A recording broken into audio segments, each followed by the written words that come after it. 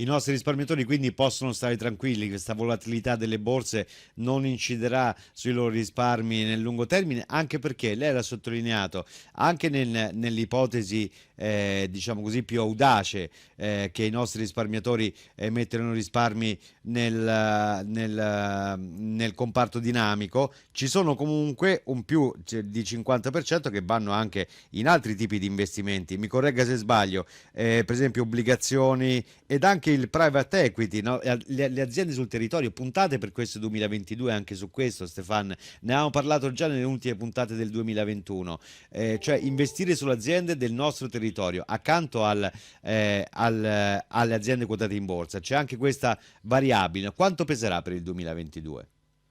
Sì, beh, qui si potrebbe aprire un larghissimo approfondimento, magari lo faremo. Beh, anzitutto parto dal primo step della tua domanda, quindi la volatilità ci deve far paura? La volatilità sta nei mercati e anzi chi investe a lungo termine fa della volatilità uno strumento per avvantaggiarsi. Quindi, voglio dire, noi andiamo spesso a parlare con i giovani, i nuovi iscritti, no? L'anno scorso sono iscritte 7.000 persone, ma in questi giorni tra l'altro stiamo facendo incontri in un'azienda diciamo dal nome molto famoso nel vostro territorio, molti giovani si stanno approcciando al fondo. Ebbene, chi oggi comincia un percorso di investimento, paradossalmente potrebbe fare il tifo per i primi anni del suo periodo di accumulo per vedere i mercati scendere in modo da accumulare, da investire a prezzi più bassi e ottenere un vantaggio nel lungo periodo. Quindi non è detto che la volatilità sia un male in senso assoluto. Certo, se io sono un risparmiatore che ha già maturato nel fondo pensione, e qui è l'altro versante del tema, ha già maturato una cifra consistente, allora devo prestare attenzione a dove allocarla. Probabilmente se sono un lavoratore prossimo alla pensione o comunque anche cinquantenne, così non me ne starò di certo nel comparto dinamico che è riservato ai trentenni e quarantenni, quindi subisco molto meno questa volatilità. Detto questo, ecco, la protezione del fondo fatta per il tramite della diversificazione. Allora, tu hai toccato due temi, obbligazioni e private equity. Beh, sulle obbligazioni possiamo dire che c'è una piccola buona notizia, incredibile ma vero.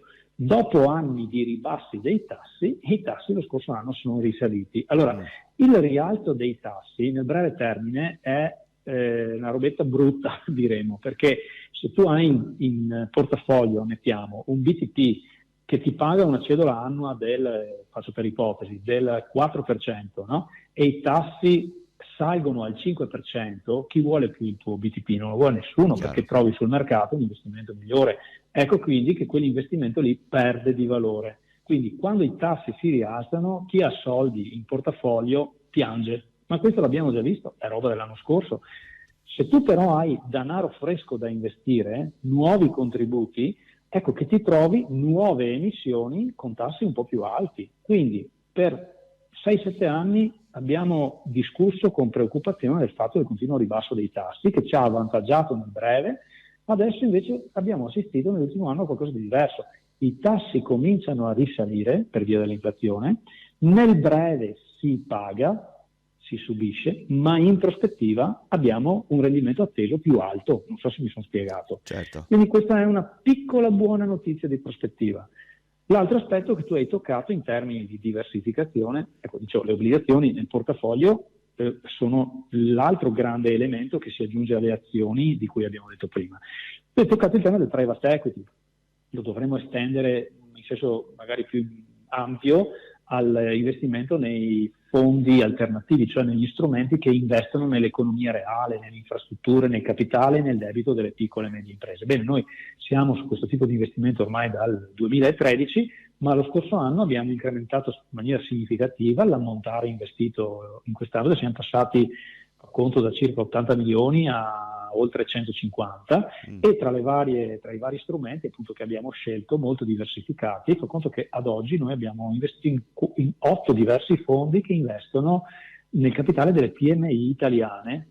Siamo da questo punto di vista in linea con quello che accade negli altri paesi dell'Europa, un po' più avanti di magari altri fondi che operano in Italia, ma già il trend è consolidato, anche altri fondi in pensione stanno andando nella stessa direzione.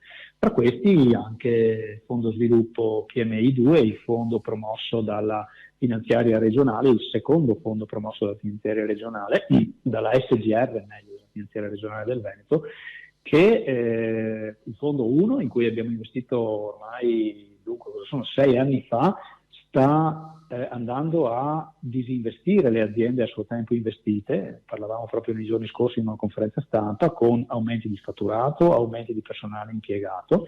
Ecco, adesso cominciamo un altro percorso sul fondo 2, quindi arrivano delle buone notizie, perché le aziende in cui avevamo investito 5, 6, 7 anni fa stanno ben performando. Noi ci aspettiamo per i prossimi mesi anche dei buoni risultati.